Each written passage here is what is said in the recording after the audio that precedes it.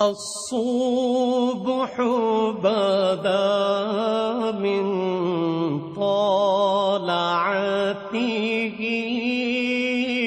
والليل دجى من وفرته نحمده ونصلي على رسوله الكريم اما بعد فقد قال الله تبارك وتعالى كما ورد في سورة الأعراف اعوذ بالله من الشيطان الرجيم بسم الله الرحمن الرحيم فالذين آمنوا به وعزروه ونصروه واتبعوا النور الذي انزل معه اولئك هم المفلحون صدق الله العظيم رب اشرح لي صدري ويسر لي امري واحلل عقدة من لساني يفقهوا قولي اللهم ربنا الهمنا رشدنا واعذنا من شرور انفسنا اللهم صل على عبدك ونبيك ورسولك وحبيبك وخليلك محمد وبارك وسلم وصلی وسلم وبارک علی جمیع الانبیاء والمرسلین وعلی ملائکتک المقربین وعلی عبادک الصالحین وعلینا معہم یا ارحم الراحمین آمین یا رب العالمین۔ محترم وائس چانسلر صاحب، اساتذہ کرام، عزیز طلباء و طالبات، السلام علیکم ورحمۃ اللہ وبرکاتہ۔ آج جو مجھے موضوع دیا گیا ہے اس کے لیے میں نے سورہ اعراف کی آیت نمبر 157 کا آخری ٹکڑا جو ہے وہ آپ کو سنایا ہے۔ اس کا ایک پس منظر ہے وہ جان لیجیے۔ آپ کو معلوم ہے کہ جب حضرت موسیٰ بنی اسرائیل کو لے کر مصر سے نکلے ہیں، اس کے بعد مرحلہ آیا کہ اللہ تعالیٰ نے حضرت موسیٰ کو کوہ طور پر طلب فرمایا تورات عطا کرنے کے لیے۔ ان کی غیر حاضری میں ایک فتنہ کھڑا ہوا اور کچھ لوگوں نے ایک بچڑا بنا کر اس کی پرستش شروع کر دی بنی اسرائیل میں سے، سامری کا بنایا ہوا بچڑا۔ جب حضرت موسیٰ واپس آئے انہوں نے یہ دیکھا تو بہت غضبناک ہوئے، اور پھر اللہ تعالیٰ کے حکم سے فیصلہ ہوا کہ 12 قبیلوں میں سے جن لوگوں نے بھی یہ شرک کیا ہے ان کو انہی قبیلوں کے لوگ خود قتل کریں۔ کئی ہزار اسرائیلی قتل ہوئے۔ یہ بہت بڑا یوں سمجھیے کہ پرج ہوا ہے اس قوم کے اندر۔ اس کے بعد پھر مزید اللہ تعالیٰ کی خدمت میں استغفار کے لیے حضرت موسیٰ علیہ السلام اپنے 70 بڑے بڑے سردار جو تھے 12 قبیلوں کے، ان کو لے کر حاضر ہوئے۔ وہاں انہوں نے استغفار کیا اور ایک دعا کی، پروردگار وَاكْتُبْ لَنَا حَسَنَةً فِي الدُّنْيَا وَالْآخِرَةِ، ہمارے لیے نیکی کا اندراج کر دے، دنیا میں بھی آخرت میں بھی۔ جواب ملا اللہ تعالیٰ کی طرف سے، دیکھو عذاب تو میں جس کو چاہوں گا دوں گا، اور ویسے میری رحمت ہر شے کے ساتھ موجود ہے، ہر شے کا وجود میری رحمت سے ہے، لیکن ایک میری خاص رحمت ہے جو میں لکھ رکھوں گا ان لوگوں کے لیے جو میرے نبی امی آخری رسول ان پر ایمان لائیں گے صلی اللہ علیہ وسلم۔ وہ جب آئیں گے اور وہ نیکی کا حکم دیں گے، بدی سے روکیں گے، پاکیزہ چیزوں کو حلال قرار دیں گے، ناپاک چیزوں کو حرام قرار دیں گے، نوع انسانی کے اوپر جو بوجھ تھے جو اس وقت ہوں گے ان کو اتاریں گے۔ وہ جب آئیں گے تو جو لوگ فَالَّذِينَ آمَنُوا بِهِ نمبر 1، وَعَزَّرُوهُ نمبر 2، وَنَصَرُوهُ نمبر 3، وَاتَّبَعُوا النُّورَ الَّذِي أُنزِلَ مَعَهُ أُولَٰئِكَ هُمُ الْمُفْلِحُونَ۔ جو لوگ ان پر ایمان لائیں گے، ان کی تعظیم اور توقیر کریں گے، ان کی مدد کریں گے، اور جو نور ان کے ساتھ نازل کیا جائے گا یعنی قرآن، اس کی پیروی کریں گے، وہ ہوں گے جو فلاح پانے والے ہوں گے، میری خصوصی رحمت سے حصہ ان کو ملے گا۔ اب یہاں پہلے تو دعا کر لیجئے، اللہم ربنا اجعلنا منہم، اے اللہ ہم سب کو ان میں شامل فرما دے۔ جو تیرے نبی کے ساتھ تعلق کی ان 4 بنیادوں کی شرائط کو پورا کر سکے، تقاضوں کو پورا کر سکے۔ اب ذرا ان میں سے ایک ایک کو لیجئے۔ ایمان جانی پہچانی چیز ہے، ایمان جسے کہتے ہیں، اس کی تشریح میں جانے کی ضرورت نہیں، وقت بھی محدود ہے، لیکن ایک بات سمجھنے کی ہے بہت ضروری۔ ایمان کے 2 لیول ہیں۔ ایک قانونی ایمان ہے جس کی بنا پر ہم ایک دوسرے کو مسلمان سمجھتے ہیں، اس کا تعلق اقرار باللسان کے ساتھ ہے، زبان سے کہنا اشہد ان لا الہ الا اللہ وحدہ لا شریک لہ واشہد ان سیدنا و مولانا محمدا عبدہ ورسولہ۔ کوئی ہندو تھا، سکھ تھا، پارسی تھا، عیسائی تھا، یہ کلمہ کہے اور اسلام میں آ گیا۔ لیکن یہ زبانی کلامی ایمان جو ہے یہ انسان کی سیرت و کردار پر اثر انداز نہیں ہو سکتا۔ یہی وجہ ہے آج ہم دیکھ رہے ہیں مسلمان ہی جھوٹ بھی بول رہا ہے، مسلمان ہی بے ایمانی بھی کر رہا ہے، مسلمان ہی خیانت بھی کر رہا ہے، مسلمانوں کے لیڈر بلینز کی خیانت کر رہے ہیں۔ یہ کون ہے؟ سب مسلمان ہیں۔ وہ اس کی وجہ کیا ہے کہ ہم صرف قانونی مسلمان ہیں اور ہمارا ایمان قانونی ایمان ہے۔ اس کے لیے اسلام کا لفظ قرآن میں آیا ہے سورہ حجرات میں، قالت الاعراب آمنا قل لم تؤمنوا ولکن قولوا اسلمنا۔ اے نبی یہ بدو کہہ رہے ہیں ہم ایمان لے آئے، ان سے فرما دیجئے تم ہرگز ایمان نہیں لائے ہو، یوں کہو کہ ہم مسلمان ہو گئے ہیں۔ ولما يدخل الايمان في قلوبكم، ابھی تک ایمان تمہارے دلوں میں داخل نہیں ہوا۔ بہرحال اللہ کا شکر ہے اس نے ہمیں مسلمانوں میں پیدا کر دیا، ورنہ ہم میں سے کتنے ہوتے اگر کہیں اور پیدا ہو گئے ہوتے تو نعمت اسلام سے بھی ہم بہرہور ہو سکتے، کیا کہہ سکتے۔ اصل ایمان ہے جب وہ دل میں داخل ہو جائے، یقین بن جائے۔ اسی لیے بچپن میں یاد کیا ہوگا ایمان مجمل، آمنت باللہ کما ہوا باسمائہ و صفاتہ وقبلت جمیع احکامہ اقرار باللسان و تصدیق بالقلب۔ جب تصدیق بالقلب ہوگی تو اب اس کے تقاضے جو ہیں عملی پیدا ہوں گے۔ ان تقاضوں میں سے ایک میں 2 حدیثوں کے حوالے سے آپ کے سامنے رکھ رہا ہوں۔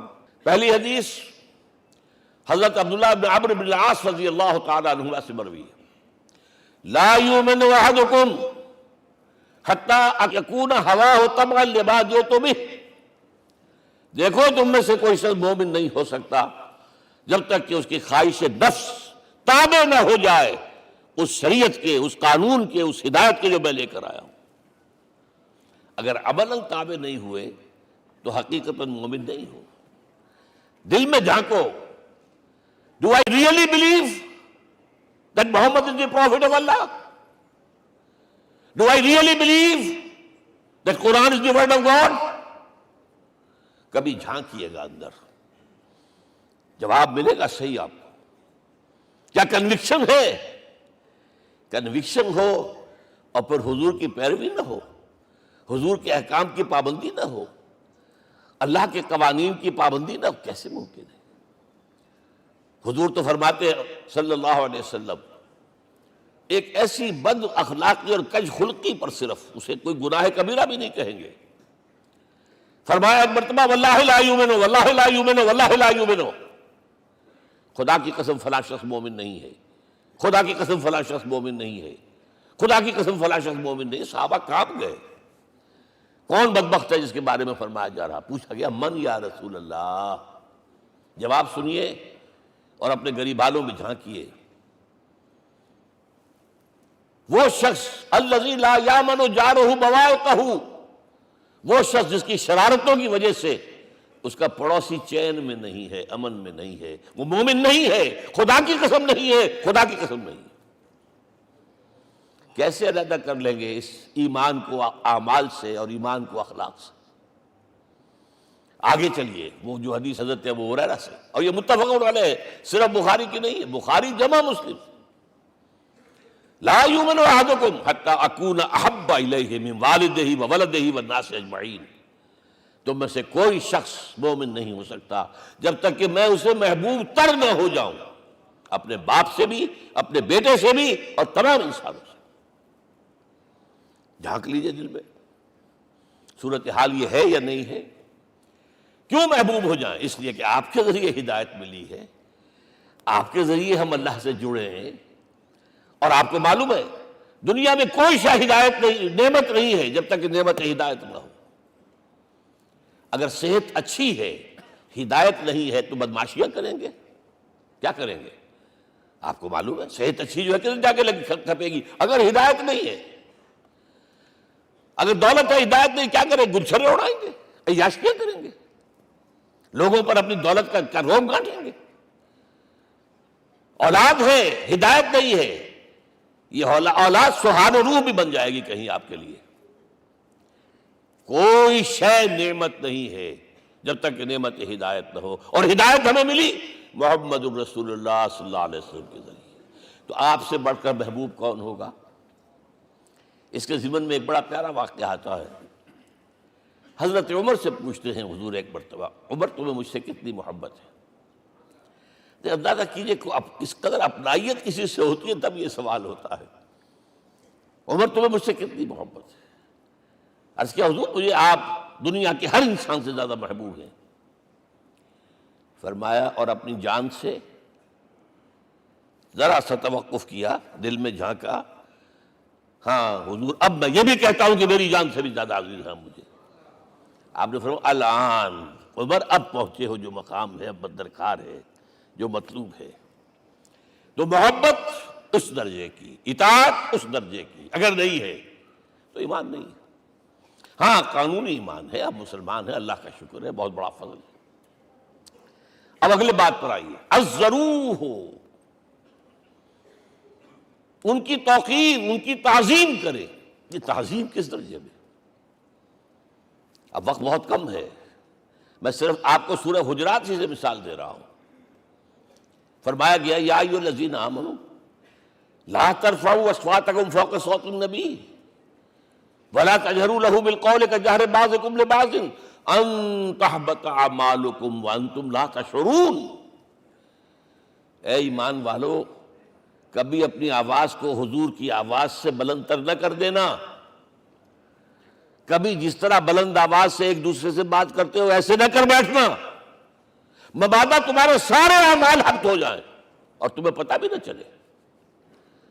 تم تو کہو گے میں نے کوئی گناہ کبیرہ تو نہیں کیا، میں نے کوئی ڈاکہ نہیں ڈالا، چوری نہیں کی، کوئی زنا نہیں کیا، کوئی شراب نہیں پی، لیکن یہ سوء ادب لا ترفعوا اصواتکم فوق صوت النبی ولا تجہروا لہ بالقول کجہر بعضکم لبعض ان تحبط اعمالکم وانتم لا تشعرون۔ یہاں ایک میں عملی بات بھی آپ کے سامنے رکھ دوں، صحابہ کے بارے میں تو بات سمجھ میں آ گئی کہ اپنی آوازیں پست رکھیں، ہم کیسے کریں؟ ہمارا ایک طرز عمل ہونا چاہیے۔ اگر کسی گفتگو میں کوئی شخص کہ حضور نے یہ فرمایا ہے،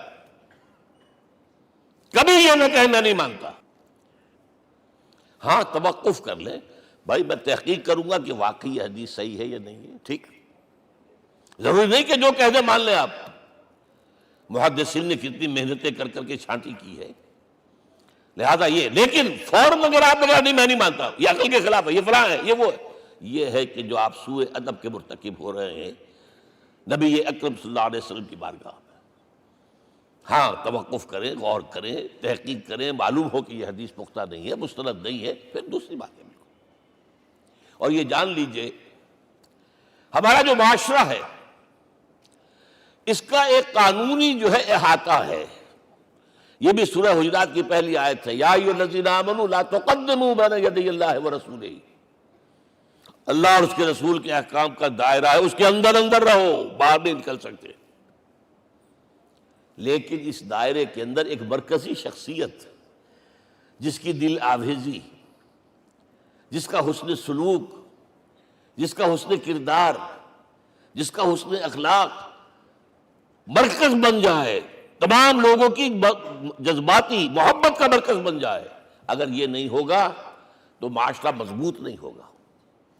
محض قانون اور دستور پر معاشرہ مضبوط نہیں ہوتا۔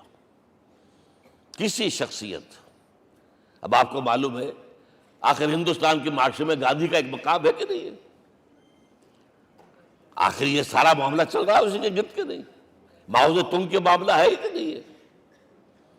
یہ سارا معاملہ دنیا میں عام لوگ کہہ دیتے، ریشنلسٹ لوگ، کہ ان چیزوں کی کیا ضرورت ہے، بھائی قانون دیکھنا چاہیے، دستور دیکھنا چاہیے، حکم دیکھنا نہیں، بھائی جذباتی وابستگی، کہ ایک ہستی تو ایسی ہو کہ جس کے کچھ کہنے پر فوراً زبانیں بند ہو جائیں، اور اس کا نقشہ میں سعودی عرب میں دیکھتا ہوں، اگر وہاں کے دو بدو لڑ رہے ہوں صف اور ایک دوسرے کو کھانے کو دوڑ رہے ہوں، کوئی شخص کہتے صلی علی النبی، فوراً خاموش، معلوم ہوتا ہے آگ کے اوپر کسی نے پانی ڈال دیا، خاموش، صلی علی النبی، صرف یہ کہنے سے۔ یہ جذباتی وابستگی اگر محمد سے نہیں ہے صلی اللہ علیہ وسلم تو آپ کا معاشرہ کبھی مضبوط نہیں ہوگا۔ یہ مرکزی شخصیت، یہ مرکز ہے، اسی لیے ان کے احترام کا یہ درجہ ہے، کیونکہ اس سے کیا ہوگا، تمہارا شیرازہ بکھر جائے گا۔ اگر ان کے ساتھ جذباتی محبت نہیں ہوگی تمہارا شیرازہ بکھر جائے گا۔ یہ آیا معاملہ۔ اب میں آپ کو بتانا چاہتا ہوں تہذیب ہمارے ہاں اصل میں بدقسمتی سے ہم سیرت کی تقریریں کرتے ہیں، حضور کی عظمت بیان کرنے کی کوشش کرتے ہیں، کچھ لوگ تو خیر حضور کی زلفیں ہیں، حضور کی آنکھیں ہیں، حضور کی کملی ہے، حضور کا سایہ نہیں تھا وغیرہ، یہ باتیں اپنی جگہ ہیں، ہر چیز ٹھیک ہے، لیکن یہ جان لیجئے حضور کی اصل عظمت ایک نبی اور رسول کی حیثیت سے ہے، اور وہ شے وہ ہے جہاں جبرائیل کے بھی پر جل رہے ہیں، اس کی حقیقت کون جانتا ہے؟ میں ایک مثال دے رہا ہوں آپ کو کہ حضور 100 میں وصال رکھا کرتے تھے، آج روزہ رکھا، شام کو افطار نہیں کیا، وہ رات کو چل رہا ہے روزہ، اگلے روز پھر وہ کنٹینیو کر رہا ہے شام تک، 2 دن کا 100 میں وصال، 3 دن کا بھی رکھتے تھے۔ صحابہ نے اجازت چاہی، حضور ہمیں بھی اجازت دے دیں، نہیں، آج کے حضور آپ تو رکھتے ہیں، ہمیں منع کرتے ہیں۔ اب سنیے، ایکم مثلی، تمہیں سے کون ہے مجھ جیسا؟ ابھی تو عند ربی، میں تو اپنے رب کے پاس رات گزارتا ہوں، ہوا یطعمنی ویسقین، وہ مجھے کھلاتا اور پلاتا ہے۔ کیا سمجھیں گے ہم؟ کیا ہماری سمجھ میں آئے گا؟ یہ معاملہ نبوت کے جو اسرار و رموز ہیں، ان کا جو مقام اور مرتبہ ہے، وہ کوئی نبی پہچان سکتا، غیر نبی تو پہچان ہی نہیں سکتا۔ ایک ڈاکٹر کا کیا مقام ہے اپنے فن میں، وہ کوئی ڈاکٹر ہی سمجھ سکے گا نا، غیر ڈاکٹر کہاں سمجھے گا؟ اور حقیقت میں وہی سمجھے گا جو اس سے بھی اوپر کا ڈاکٹر ہے، نیچے والا تو نہیں سمجھ سکتا۔ جو کمتر ہے وہ تو صرف اوپر دیکھے گا، اللہ اللہ خیر صلی اللہ، جو اوپر ہے اور ظاہر ہے محمد سے اوپر کوئی نہیں صلی اللہ علیہ وسلم۔ یہی وجہ ہے، دیکھیے شیخ سعدی کو کیا کہنا پڑا، یا صاحب الجمال و یا سید البشر من وجهك المرير لقد نور القمر لا يمكن الثناء كما كان حقه بعد از خدا بزرگ توئی قصہ مختصر۔ اے محمد صلی اللہ علیہ وسلم، آپ کی ثنا جیسے کہ حق ہے ہو ہی نہیں سکتی۔ غالب اس سے بھی آگے گیا ہے، میں بات ابھی آپ کو سناتا ہوں شعر اس کا۔ آپ کی ثنا کا حق ادا ہو ہی نہیں سکتا، بس ہم یہ جانتے ہیں اللہ کے بعد آپ کا مقام۔ غالب جو آگے گیا ہے کہتا ہے، غالب ثنائے خواجہ بیزداں گزاشتیم، کہاں ذات پاک مرتبہ دان محمد است۔ اے غالب، ہم نے تو حضور کی ثنا تو اللہ کے حوالے کر دی ہے، اس لیے کہ وہی ذات پاک جانتا ہے مرتبہ محمد کا کیا ہے صلی اللہ علیہ وسلم۔ ہم بیان کرنے کی کوشش کریں گے تو توہین کر بیٹھیں گے۔ ایک لطیفہ ہے، ایک بیچارہ کوئی دیہاتی کہیں پھنسا ہوا تھا کسی جگہ، تھکا ہوا چل رہا تھا، ڈپٹی کمشنر صاحب جا رہے تھے، کار میں بٹھا لیا۔ اب اس نے کہا، پتر تینوں اللہ پٹواری کرے۔ اب اس غریب کے جو ہے اس کے ذہن میں تو پٹواری سے اوپر تو کچھ ہے ہی نہیں، اس کے قلم سے جو ہے ادھر کا انتقال ادھر ہو گیا، ادھر کی ضرور ادھر چلی گئی۔ تو اس ڈی سی کو وہ تعریف کر رہا ہے اپنے سمجھ کے مطابق، پٹواری کرے تو ہم کہیں پٹواری والا معاملہ نہ کریں۔ ہاں، ایک پہلو ایسا ہے جس کے حوالے سے حضور کی عظمت ہماری سمجھ میں آئے گی۔ حضور ایک انسان کی حیثیت سے کیا تھے، ایک باپ کی حیثیت سے آپ کا کیا طرز عمل تھا، ذرا یاد کیجئے۔ جگر گوشہ رسول حضرت فاطمہ بطول رضی اللہ تعالیٰ عنہ وہ حاضر ہوتی ہے، ابا جان دیکھیے چکی پیس پیس کر یہ گھٹے پڑ گئے میرے ہاتھ میں، کہ کنویں سے پانی لاتی ہوں، مشکیزیں کہ یہاں پر بندیاں پڑ گئی۔ حضور اب تو عام لوگوں پر بھی آسانیاں ہیں، لوگوں کے ہاں غلام آ گئے ہیں، کنیزیں آ گئی ہیں، مال و دولت آ گئی ہے، مجھے بھی کوئی غلام کنیز عطا ہو جائے۔ اور آپ کو معلوم ہے یہ لخت جگر، نور چشم، محمد کی سب سے پیاری بیٹی صلی اللہ علیہ وسلم، کوئی شک نہیں اس میں، فاطمہ، کیا بیتی ہوگی حضور کے قلب پر۔ لیکن فرمایا کیا بیٹی، یہ دنیا کی چیزیں ہمارے لیے نہیں ہیں، میں تمہیں اس سے بہتر شے دیتا ہوں، تسبیح فاطمہ، ہر نماز کے بعد 33 مرتبہ سبحان اللہ، 33 مرتبہ الحمدللہ، 33 مرتبہ اللہ اکبر کہہ لیا کرو۔ لیکن سوچ لیجئے دل پر کیا گزری ہوگی صلی اللہ علیہ وسلم۔ حضرت عائشہ سے پوچھئے، حضرت خدیجہ سے پوچھئے، حضور کیسے شوہر تھے؟ آپ سے زیادہ خواتین کے حق میں نرم، گھر کے کام کا جھاڑو دے رہے ہیں، کپڑے جو ہیں بوسیدہ انہیں سی رہے، گھر میں بیٹھے ہوئے، یہ کام کرتے تھے۔ بہرحال ایک بات میں آپ سے عرض کروں، آپ انسان کی جس حیثیت کا بھی ذہن میں تصور کریں گے وہ ساری حیثیتیں محمد میں موجود ہیں صلی اللہ علیہ وسلم۔ محمد حاکم کی حیثیت سے بھی ہیں، محمد سپہ سالار کی حیثیت سے بھی ہیں، محمد قاضی القضات بھی ہیں، محمد ہیڈ آف دی اسٹیٹ بھی ہیں، محمد بیویوں والے بھی ہیں، اولاد والے بھی ہیں، محمد 5 وقتہ امام بھی ہیں، جمعہ کے خطیب بھی ہیں، مدرس قرآن بھی ہیں، مربی بھی ہیں، مزکی بھی ہیں، اور ہر میدان میں بلند ترین مقام۔ کوئی ایسی جامع شخصیت ملے گی؟ ہمارے ہاں تو حال یہ ہے کہ جو خطیب صاحب ہوتے ہیں وہ 5 وقتہ نماز کیسے پڑھا سکتے ہیں؟ ان کا تو اونچا مقام ہے، 5 وقتہ نماز کے لیے تو علیحدہ چاہیے امام آپ کو، اور وہاں بھی ایک امام سینئر ہوگا، وہ عشاء مغرب اور فجر پڑھائے گا، ایک جونیئر ہوگا بیچارہ، وہ جو خاموش نماز ہے وہ پڑھائے گا۔ 5 وقتہ نماز پڑھا رہے ہیں محمد صلی اللہ علیہ وسلم، اور خطیب بھی وہی ہے، مربی بھی وہی ہے، مزکی بھی وہی ہے۔ ہمارے ہاں جو لوگ تزکیہ نفس کے میدان میں ہیں وہ پھر جماعت کبھی نہیں کراتے، کبھی نہیں دیکھا ہوگا آپ نے کسی صاحب کو کراتے ہوئے۔ یہ جامعیت جو ہے، جامعیت کبریٰ، میں صرف ایک بات کہا کرتا ہوں، ایک اعتبار سے حضور کا اسوہ نامکمل ہے۔ آپ مجھے سوء ادب کا مرتکب نہ قرار دے دیں، اسوہ کیا ہے؟ عورت کے لیے، اس کی اپنی نسوانی زندگی کے لیے اسوہ آپ میں نہیں ہے، آخر نصف انسانیت ہے، اسے بھی اسوہ چاہیے۔ یہ ہے جس کی وجہ سے حضور نے شادیاں کی ہیں زیادہ۔ خواتین کے لیے اسوہ حضور کے ازواج مطہرات ہیں، اور ان میں سب سے بڑھ کر جو بالکل یوں سمجھیے کہ آغاز کے اندر نوجوانی میں آ گئی ہیں حضور کی خدمت میں، نہایت ذہین و فتین، انہوں نے پھر عورت کی زندگی کے لیے حضور کا جو طرز عمل تھا وہ انہوں نے بیان کیا نا۔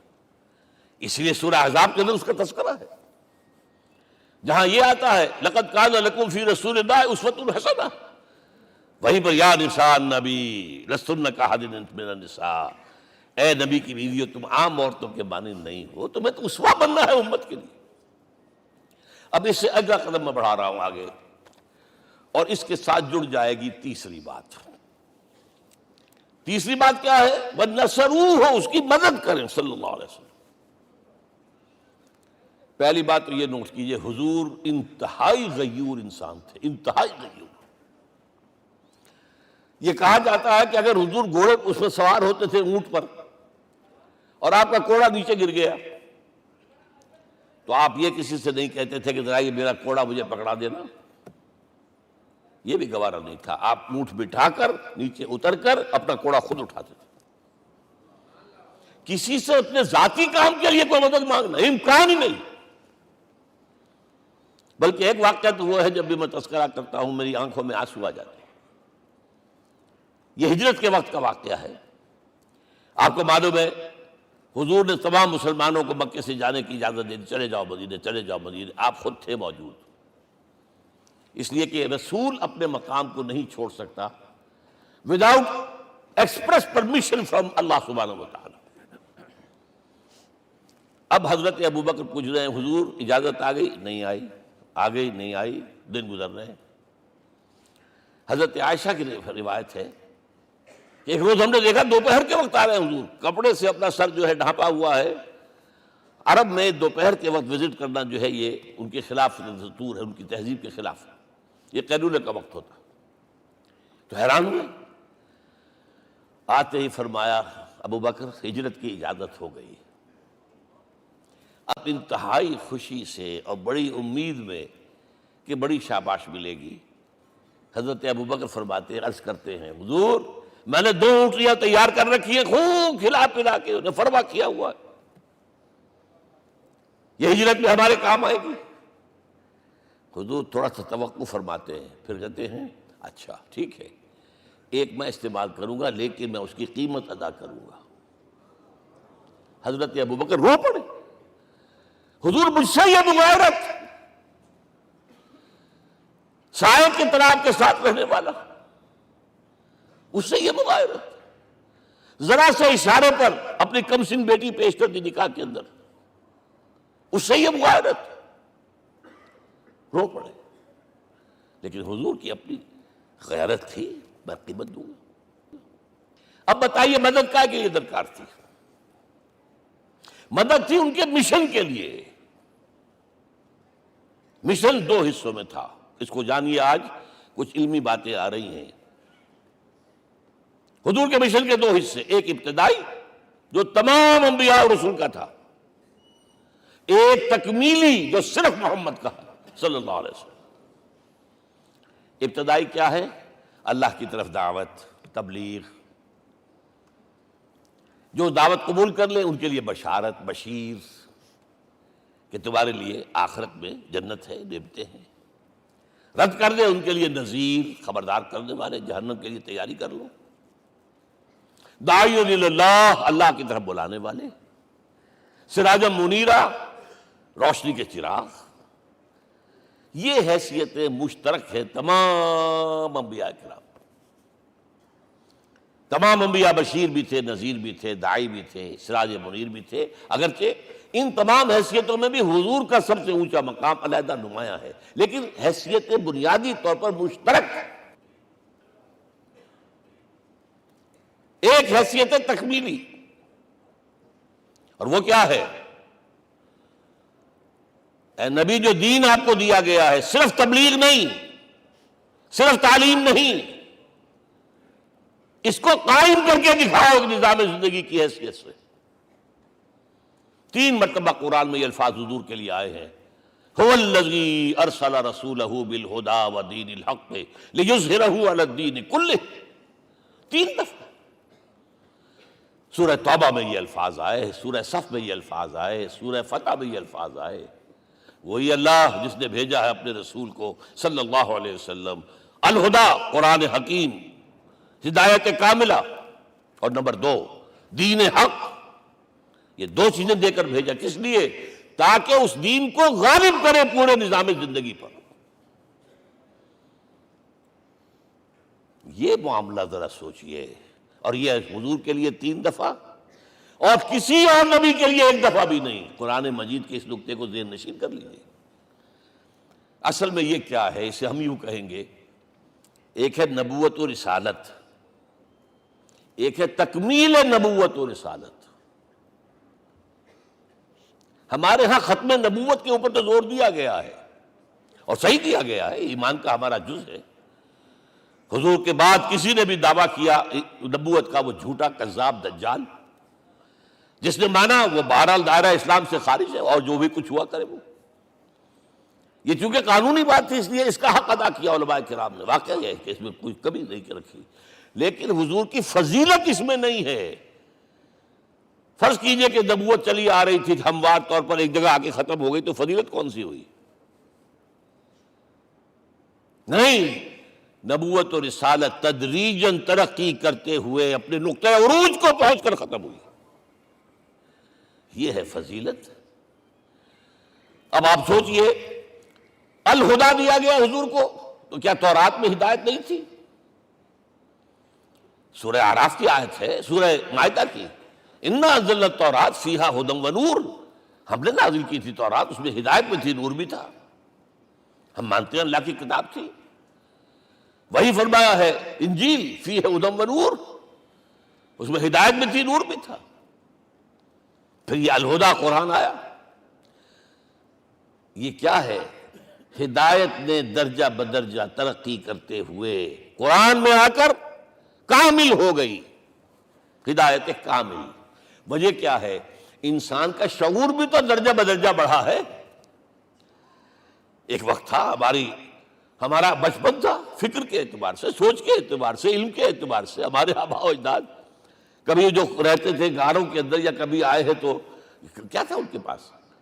اب اس وقت جو ہے کسی کو آپ پرائمری کے بچے کو پی ایچ ڈی ڈاکٹر رکھ دیجئے ٹیوٹر، تو کیا پڑھائے گا تو وہی جو پرائمری کا بچہ سمجھ سکے۔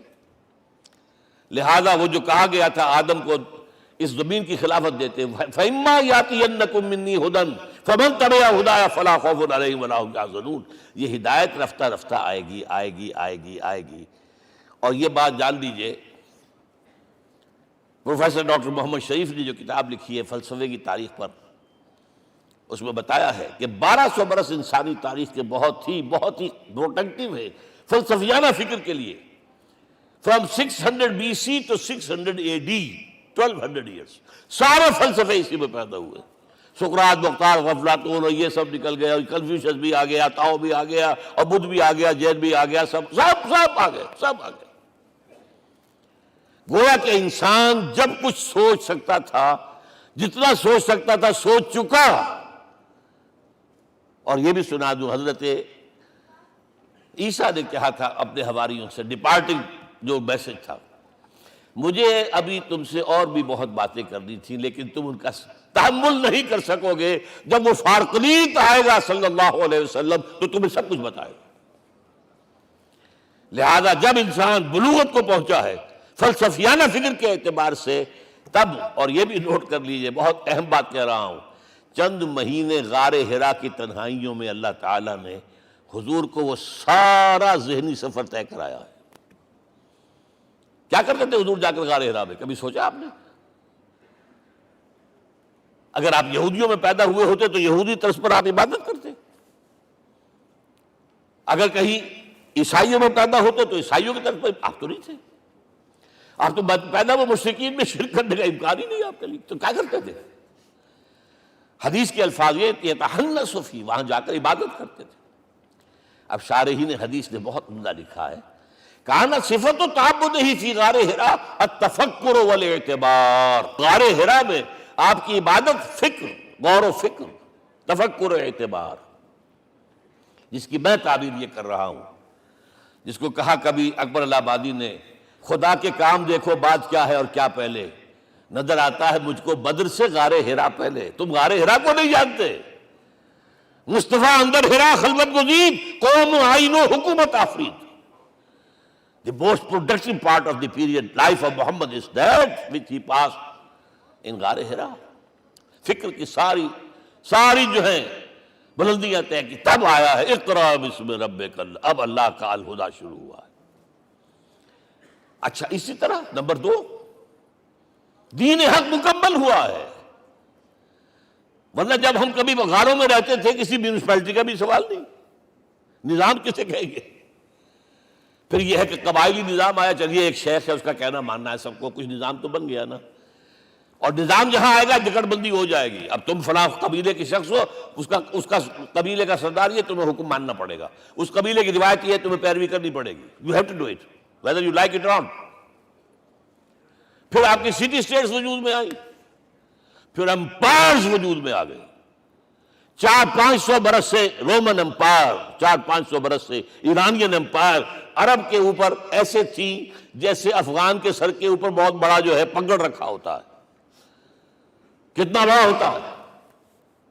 وہ کسی نے شعر کہا بھی تھا، مجھے تو اب یاد نہیں، کہ سر پہ باندھے ہوئے پورا افغانستان۔ میرا خیال ہے ضمیر جعفری۔ تو کیا تھا یہ جزیرہ نما عرب، یہ جزیرہ کہلاتا ہے، الجزیرہ، الجزیرہ، اس لیے کہ نیچے آپ کو معلوم ہے بحیرہ عرب، ادھر جو ہے خلیج آ رہی ہے آخر تک، ادھر سے بحیرہ قلزم جا رہا ہے، اور پھر خلیج عقبہ آ گئی ہے، تو یہ سارا جو ہے جزیرہ نما ہے، اس سے پیننسولا۔ لیکن عرب اوپر دو اور ہیں، عراق عرب، شام عرب۔ عراق عرب پر قبضہ ایران کا، شام عرب پر رومیوں کا۔ اور جب یہ سلطنتیں بن گئیں تو گویا کہ انسان شکنجے میں آ گیا۔ ظلم، محنت کرے کسان، عیش کرے جاگیردار، اور بادشاہ محل بنائے، لگان وہاں سے آ رہا ہے۔ از جفائے دے خدایاں کشتے دہ خانہ خراب۔ کرگے پر بیٹھا ہوا کوئی کھدر بن رہا ہے، ٹیکس دو۔ بادشاہ محل بھی بنائے گا، یاشیاں بھی کرے گا، سارا نسوانی حسن جو ہے کوہ قاف کا لے آئے گا اپنے ہاں، اور پھر فوج بھی رکھے گا۔ ذرا تم نے گردن اٹھائی تو تمہاری سرکوبی کرنے کے لیے فوج تیار ہے۔ یہ جب جکڑ بند آئی ہے انسان پر، تب محمد کو بھیجا گیا ہے۔ دلی بیٹ، اسے آزاد کرانے والا، دین حق دیا گیا۔ یہ دین حق قرآن مجید میں اسی لیے کہا گیا، یہ میں کہہ رہا ہوں تکمیل رسالت النبوت۔ الیوم اکملت لکم دینکم واتممت علیکم نعمتی ورضیت لکم الاسلام دینا۔ آج میں نے تمہارے لیے تمہارے دین کو کامل کر دیا ہے، یہ مکمل نظام زندگی ہم نے دیا ہے، پہلے تھا ہی نہیں۔ لہذا کسی اور نبی سے یہ نہیں کہا گیا کہ اس کو غالب کرو، میں نے آپ کو بتا دیا کہیں نہیں ہے۔ نہ نوح، نہ ہود، نہ صالح، نہ ابراہیم، نہ موسیٰ، نہ عیسیٰ، کوئی بھی نہیں۔ اور حضور سے کہا گیا یہ دین اب غالب کرو۔ اگر صرف تم کتاب میں لکھ کر دے جاؤ اور اس کے مثال پیش نہ کر سکو، دنیا کہے گی بہت اچھی شاعری ہے۔ آج بھی آپ کو معلوم ہے دی ریپبلک کتاب زندہ ہے، لیکن آج تک ایک دن کے لیے بھی وہ نظام کہیں قائم ہوا ہے؟ ہم یہی کہیں گے کہ ٹھیک ہے، یہ جو ہے ایک خواب ہے، اللہ اللہ سر، اس کے سوا کیا یوٹوپیا ہے؟ اس نظام کو قائم کر کے دکھاؤ۔ اب آپ اس کو اینالائز کر لیجئے، اچھی طرح سمجھ لیجئے۔ It was the revolutionary role which was assigned to محمد صلی اللہ علیہ وسلم۔ نظام کو بدلنا، اسی کا نام تو انقلاب ہے۔ انقلاب کسے کہتے ہیں؟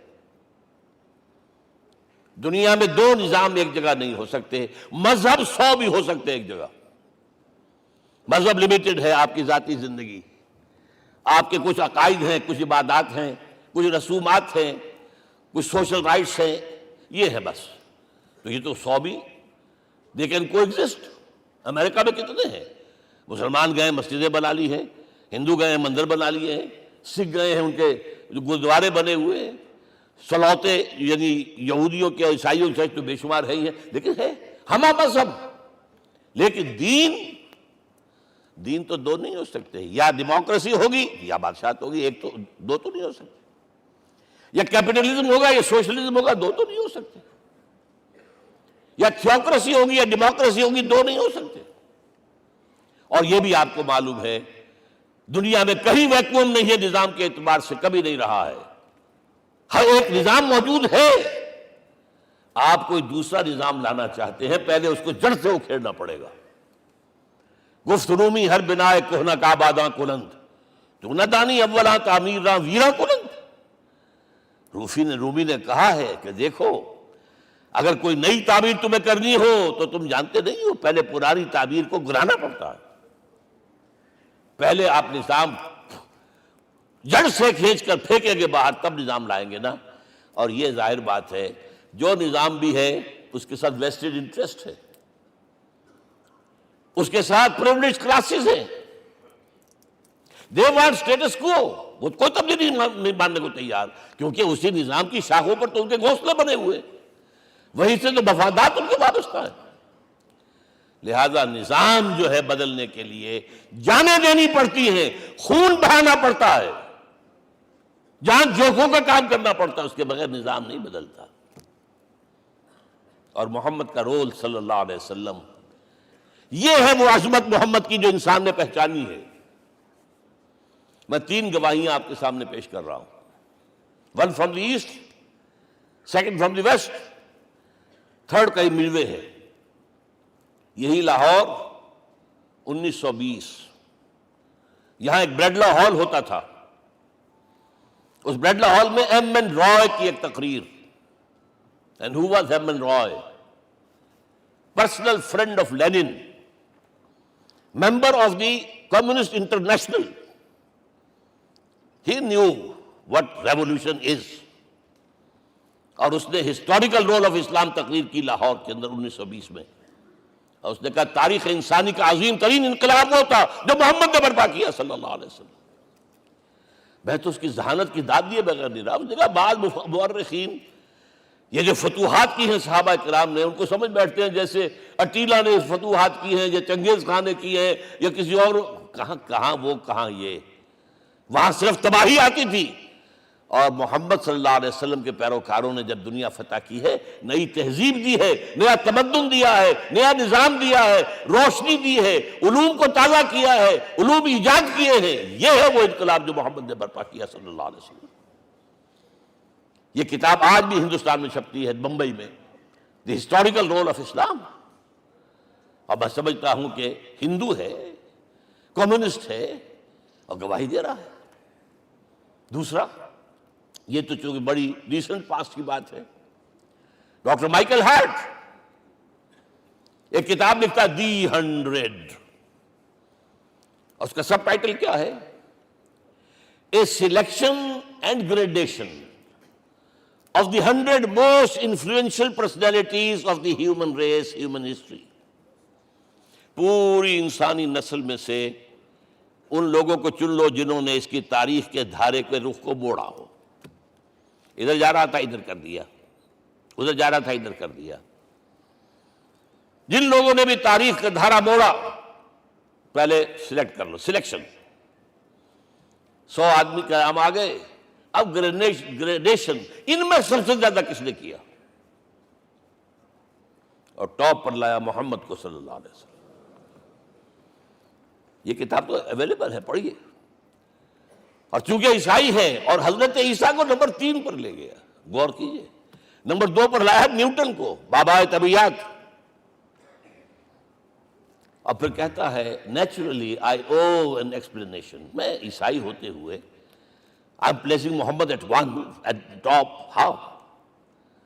This is because, یہ لفظ یاد کیجئے، this is because he is the only person supremely successful in both the religious and secular fields۔ ذہانت، وہ زندگی جو آج تقسیم کر دی گئی ہے، یہ مذہبی زندگی ہے، یہ سیکولر ہے، یہ ریاست ہے، قانون ہے، یہ ہے، وہ اس کو علیحدہ رکھو بھائی، مذہب کو علیحدہ رکھو۔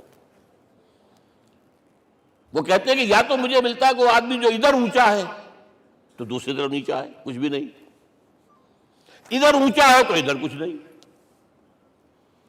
روحانیت میں، دین میں، اخلاق میں عیسیٰ سے اوپر کون جائے گا؟ لیکن حکومت میں، ریاست میں کوئی پدہ بھی نہیں رکھا، زیرو۔ مذہب کتنا بڑا پیدا کر لیا گوتم بدھ نے، لیکن ریاست، حکومت زیرو۔ اور بڑے سے بڑے جو ہے شہنشاہ اور بڑے سے بڑے کانکرس، کوئی چلا آیا ہے، آپ سوچئے جو گریک آ رہا ہے، جو سکندر اعظم کہاں سے چل کر مقدونیہ سے کہاں پہنچ گیا؟ بیاس تک۔ اٹیلا کہاں سے پہنچ گیا؟ مشرق سے مغرب تک۔ لیکن مذہب و اخلاق کے اندر زیرو نہیں بلکہ مائنس ویلیو لانی پڑے گی۔ ایک ہی انسان ہے، آپ کم سے کم give credit to his honesty۔ ایک ہی انسان، دو ہے ہی نہیں۔ He is the only person supremely successful in both the religious and the secular fields۔ اب آئیے تیسری میں گواہی دے رہا ہوں ایک ایسے شخص کی جو ویسے شاتم رسول ہے، گالیاں دی ہیں اس نے، بدترین گالیاں دی ہیں، رقیق حملے کی، جیسے رشدی نے کیے ہیں، ایسے تسلیمہ نسیم نے کیے ہیں، سب اس طرح کے کیے ہیں۔ وہ ایچ جی ویلز ہے، فکشن سٹوری رائٹر، ہسٹورین بھی ہے، 2 کتابیں ہیں اس کی تاریخ پر، تاریخ انسانی عالم، short history of the world and concise history of the world. جو رقیق حملے کیے ہیں میں اس کا ذکر نہیں اس لیے کر دیا کہ معلوم ہے وہ دشمن ہے، دوست نہیں ہے۔ اگر کسی کا دوست ہوگا تو تعریف کر ہی گیا، وہ دشمن ہے، میں اسٹیبلش کرنا چاہتا ہوں، ہی از انیمی۔ اور عربی زبان کا ایک مقولہ یہ ہے کہ الفضل ما شہدت بہ الاعداء، فضیلت تو وہ ہوتی ہے جس کی ایک گواہی دشمن دے۔ جب وہ آیا ہے concise history of the world میں، چیپٹر آخری حضور کا، جو حضور کے چیپٹر میں جو آخری بات، خطبہ حجۃ الوداع کو کوٹ کیا ہے، لا فضل لعربی علی عجمی ولا لعجمی علی عربی ولا لأحمر علی اسود ولا لأسود علی احمر الا بالتقوی۔ کسی عرب کو کسی عجمی پر کوئی فضیلت نہیں، کسی عجمی کو کسی عرب پر کوئی فضیلت نہیں، کسی گولے کو کسی کالے پر کوئی فضیلت نہیں، اور کسی کالے کو کسی گورے پر کوئی فضیلت نہیں، ہاں تقوی کے ساتھ فضیلت ہے۔ اب ذرا میرا ایک ایک لفظ نوٹ کیجئے، کیا لکھتا ہے اس پر؟ Although the sermons of human freedom, fraternity and equality were said before also, and we find a lot of these sermons in Jesus of Nazareth، مسیح ناصری حضرت عیسیٰ علیہ السلام کے ہاں بھی وعظ تو ہمیں بہت ملتے ہیں، but it must be accepted that it was Muhammad صلی اللہ علیہ وسلم who for the first time in history established a society based on these principles۔ انسانی حریت، اخوت، مساوات، اس کے وعظ کہنے تو بہت آسان ہے، تقریریں کرنی تو بہت آسان ہے، لیکن ان ویلیوز کو باقاعدہ اسٹیبلش کرنا ایک سوسائٹی میں ماننا پڑتا ہے، یہ اسے دینا پڑا ہے کریڈٹ جو بھی ہے۔ لیکن ایک بات نوٹ کر لیں، مبادہ کہیں آپ میرے بارے میں سوء ظن ہو جائے، تازہ ایڈیشن جو اب اویلیبل ہے اس میں سے یہ نکال دیے گئے ہیں، آج کے جو ان کے ایڈیٹرز ہیں ان کے حلق سے نیچے نہیں اتر رہے، اتنی بڑی حقیقت۔ آپ پنجاب لائبریری یا پبلک لائبریری سے جا کے پرانا ایڈیشن لیجئے، کنسائزیشن آف دی ورلڈ کے اندر آپ کو یہ الفاظ مل جائیں گے۔ Although the sermons of human fraternity, freedom and equality were said before also, and we have a lot of these sermons in Jesus of Nazareth, but it must be accepted that it was Muhammad sallallahu alaihi wasallam who for the first time in history established a society based on these principles۔ اب یہ جو mission میں نے آپ کے سامنے رکھا، ایک بنیادی مشن قرآن کی تبلیغ کرو، تبلیغ کرو، تبلیغ کرو، تبلیغ کرو، یا ایھا رسول بلغ ما انزل الیک من ربک وان لم تفعل فما بلغت رسالتہ۔ نمبر دو، جو دین حق دیا اسے غالب کرو، قائم کرو، نافذ کرو، اس کی مثال پیش کرو دنیا کے سامنے۔ ان دونوں میں مدد درکار تھی محمد الرسول اللہ کو، جیسے حضرت مسیح نے کہا تھا، وَإِذْ قَالَ عِيسَىٰ ابْنُ مَرْيَمَ لِلْحَوَارِيِّينَ مَنْ أَنصَارِي إِلَى اللَّهِ، کون ہے میرا مددگار اللہ کی راہ میں؟ جیسے کہ اللہ فرماتے سورہ حدید میں، بڑی پیاری آیت ہے، بڑی ریولوشنری آیت ہے، بلکہ میں لفظ استعمال، بڑی ننگی انقلابی آیت ہے قرآن مجید کی۔ اتنا صاف اللہ تعالیٰ ہی سچ بول سکتا ہے، کوئی اور تو ضرور کہیں نہ کہیں اس کے اوپر کوئی کپڑا ڈال کے بات کرے گا۔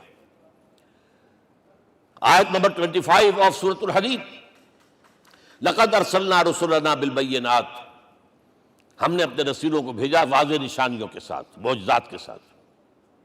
وانزلنا معهم الکتاب والمیزان، ان کے ساتھ کتاب اتاری، شریعت اتاری، میزان اتاری، نظام اتارا۔ لِيَقُومَ النَّاسُ بِالْقِسْطِ، تاکہ لوگ عدل پر قائم ہوں۔ اس لیے کتاب کیوں بھیجی، رسول کیوں بھیجے، نبی کیوں بھیجے، وحی کیوں بھیجی؟ تاکہ لوگ عدل پر قائم ہوں۔ یہ اس سے بڑی آیت کوئی ہوگی؟ عدل اجتماعی، سوشل جسٹس۔ اب اگلا ٹکڑا پڑھیے، وَأَنزَلْنَا الْحَدِيدَ، ہم نے لوہا بھی اتارا ہے، فِيهِ بَأْسٌ شَدِيدٌ، اس سے اسلحہ بنتا ہے، جنگی قوت ہے۔ وَلِيَعْلَمَ اللَّهُ مَن يَنصُرُهُ وَرُسُلَهُ بِالْغَيْبِ، اور اللہ دیکھ لینا چاہتا ہے کون ہے اس کے وفادار بندے جو لوہے کی طاقت کو ہاتھ میں لے کر اللہ اور اس کے رسول کی مدد کرتے ہیں۔ دین اللہ کا، اسے قائم کرنا اللہ کی مدد ہے، اسے قائم کرنا محمد کا فرض ہے، اس کے جد و جہد کرنا محمد کی مدد ہے صلی اللہ علیہ وسلم۔ یہ تھی نصرت، اور یہ نصرت آپ کو معلوم ہے حضور کی زندگی میں صحابہ نے کرام نے کی ہے کہ نہیں کی؟ جو شخص ایمان لایا فوراً داعی بن گیا، فوراً۔ ابو بکر ایمان لائے، اور 6 جو ہیں عشرہ مبشرہ میں سے چوٹی کے صحابہ، وہ ان کی دعوت پر ایمان لائے۔ سعد ابن ابی وقاص، طلحہ، زبیر، عثمان، سعید ابن زید، یہ سب کون ہیں؟ حضرت ابو بکر کی دعوت پر نوجوان ہیں۔ مصعب بن عمیر کو گھر سے نکال دیا چچا نے، اور برہنہ کر کے نکالا ہے کم وقت نے، اس لیے کہ باپ مر گیا تھا، بہت دولت چھوڑ گیا تھا۔ ماں نے بڑے ناز و نام میں پالا تھا، کہتے 200 درہم کا جوڑا اس کا بن کر آتا تھا شام سے، جیسے کبھی ہم کہتے تھے کہ پنڈت نہرو کے کپڑے جو ہے پیرس سے سل کر آتے ہیں، اور جہاں سے گزر جاتا تھا مصحف اتنا اس نے لگایا ہوتا تھا عطر کے پوری گلی جو ہے وہ خوشبو سے جو ہے بھر جاتی تھی۔ چچا نے بلایا، تم جو یہ گلچھرے کر رہے ہو اپنے باپ کی دولت پر نہ، اور تم اسے کہتے ہو کافر، نکل جاؤ گھر سے۔ وہ چلنے لگے، he was a ten ager, چلنے لگے۔ وہ سمجھا تھا کہ میرے یہ کہنے سے اس کے تو اس کو تارے نظر آ جائیں گے، یہ فوراً جو ہے توبہ کرے گا، پلٹ آئے گا۔ چلنے لگے تو اسے اور غصہ آیا، یہ کپڑے بھی اسی باپ کے ہیں، اتارو۔ وہی اتارے کپڑے، مادرزاد برہنہ ہو کر ماں کے پاس گئے ہیں۔ ماں نے آنکھوں پر ہاتھ رکھا، مصعب کیا ہوا ہے؟ فرمایا امی میں موحد ہو گیا ہوں، یہ ہے توحید۔ اور اب جا کر حضور کے دامن میں بیت ارقم میں اب ہمہ وقت کارکن ہے، قرآن اتر رہا ہے، پڑھ رہے ہیں، سمجھ رہے ہیں، قرآن اتر رہا ہے، یاد کر رہے ہیں، یاد کر رہے ہیں۔ اور اس کے بعد جب کہا تھا مدینے والوں نے بیعت عقبہ اولیٰ پر کہ حضور ہمارے سے آپ کی ملاقات تو سال کے بعد ہی ہوگی، درمیان میں تو آپ کو معلوم ہے خونریزی ہے، کوئی قافلہ بچ کے نہیں آ سکتا، تو اب آپ ہمیں کوئی اپنا شاگرد دیجئے۔ مصعب بن عمیر کو حضور نے کہا جاؤ ان کے ساتھ۔ وہاں ان کا نام پڑ گیا المقری، پڑھانے والا، قرآن پڑھانے والا۔ 75 آدمی اگلے سال لے کر آ گیا ہے، اور اسی سے بیعت عقبہ ثانیہ ہوئی ہے، اور ہجرت کا راستہ کھل گیا۔ اور اس کو ایک دفعہ حضور نے دیکھا، مسجد کے دروازے کے سامنے سے گزر رہا تھا مصعب، پھٹا ہوا کمبل تھا جس میں لپیٹا ہوا تھا۔ حضور کی آنکھوں میں آنسو آ گئے۔ غزوہ احد میں شہید ہوا کس طرح؟ علم بردار تھا، ایک ہاتھ پر وار پڑا ہے، کٹ کے گر گیا، ایک ہاتھ سے تھاما، دوسرے پر بھی گر گیا، دونوں جو بچے ہوئے حصے تھے اس سے تھاما۔ پھر جب ختم ہو گئے، اس کے بعد جو ہے جب دفن کر رہے تھے تو حضور کے سامنے پرابلم لایا گیا۔ مصعب کے جسم پر تو کوئی کپڑا ہی نہیں تھا سوائے ایک چادر کے، ایک دھوتی، اللہ اللہ خیر اللہ۔ اور شہید کا کفن ہوتا ہے اس کا اپنا لباس۔ حضور وہ اتنا چھوٹی ہے وہ چادر کہ پاؤں ڈھانپتے ہیں تو سر کھل جاتا ہے، سر ڈھانپتے ہیں تو پاؤں کھل جاتے ہیں۔ فرمایا سر کو ڈھانپ دو کپڑے سے اور پیروں پر گھاس ڈال دو۔ That was the last dress which Mus'ab got۔ تو یہ لوگ جو تھے محمد رسول اللہ والذین معہ، یہ ساتھی حضور کے، جنہوں نے حضور کے مشن میں آپ کا ساتھ دیا۔ اور ایک خاص مرحلے کا تو میں آپ کے سامنے ذکر ہی کر دوں، اس لیے کہ دین کی اقامت، دین کا غلبہ، اس میں تو جہاد اور قتال آئے گا لا محالہ۔ Nobody is going to allow you to change the system۔ اگر سسٹم بدلتا ہے تو اس کے ساتھ جو مفادات بدلتے ہیں وہ ختم ہو جاتے ہیں، جو پریولیجز ہیں وہ ختم ہو جاتے ہیں۔ لہذا جب غزوہ بدر کا مرحلہ آیا ہے، حضور نے مجلس شورا منعقد کی، اور آپ نے جو وحی سے آپ کو بتا دیا گیا تھا، دیکھو ایک قافلہ آ رہا ہے شمال سے، مال غنیمت سے لدا پھدا ہے، اور 50 صرف اس کے ساتھ محافظ ہیں۔ ایک لشکر آ رہا ہے جنوب سے، ریل کانٹے سے لیس، اور اللہ نے وعدہ کیا ہے کہ ایک پر ضرور تمہیں فتح دے گا، بتاؤ کدھر چلے۔ یہ اصل میں کسی بھی سپہ سالار کے لیے وقت ہوتا ہے کہ اپنے ساتھیوں کے مورال کا اندازہ کرے۔ کچھ ہوں گے ہم جیسے کمزور بھی، انہوں نے کہا کہ حضور پہلے قافلے کی طرف چلے، آسانی سے فتح بھی ہو جائے گی اور ہتھیار مل جائیں گے ہمیں، ہمارے پاس تو ہتھیار بھی نہیں ہے، گنتی کے لوگوں کے پاس تلواریں بھی نہیں سب کے پاس، تو 50 آدمیوں کے ہتھیار تو ملیں گے، پھر لشکر سے نپٹ لیں۔ اب حضور کہہ رہے ہیں اشیرونی اشیرونی اشیرونی۔ حضرت مقداد بن اسود کھڑے ہوتے، حضور ہمیں موسیٰ کے ساتھی نہ سمجھیے جنہوں نے کہہ دیا فَاذْهَبْ أَنْتَ وَرَبُّكَ فَقَاتِلَا إِنَّا هَاهُنَا قَاعِدُونَ۔ ہم موسیٰ کے ساتھی نہیں ہیں، ہم آپ کے جانثار ہیں، آپ جو آپ کی نیت ہے آپ بسم اللہ کیجئے، ہم آپ کو کیا پتہ ہمارے ذریعے آپ کو اللہ تعالیٰ آنکھوں کی ٹھنڈک عطا فرمائے۔ حضور پھر فرمایا مجھے مشورہ دو، مجھے مشورہ دو۔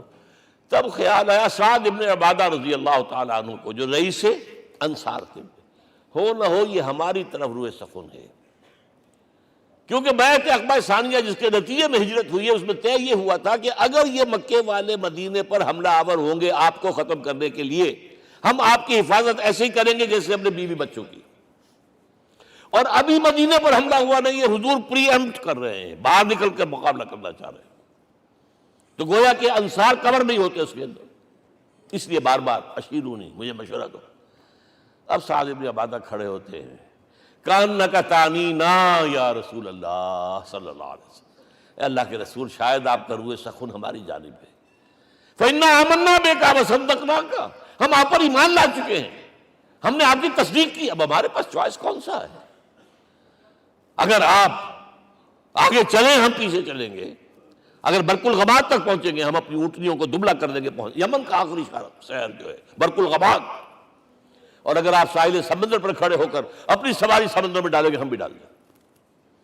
بہرحال یہ مراحل ہیں کہ جن سے گزر کر حضور نے اللہ کے دین کو غالب کیا اور قائم کیا، اور اس ہر سطح پر، ہر مرحلے پر صحابہ کرام نے آپ کا ساتھ دیا، جہاں آپ کا پسینہ گرا وہاں انہوں نے اپنی خون کی ندیاں بہا دی۔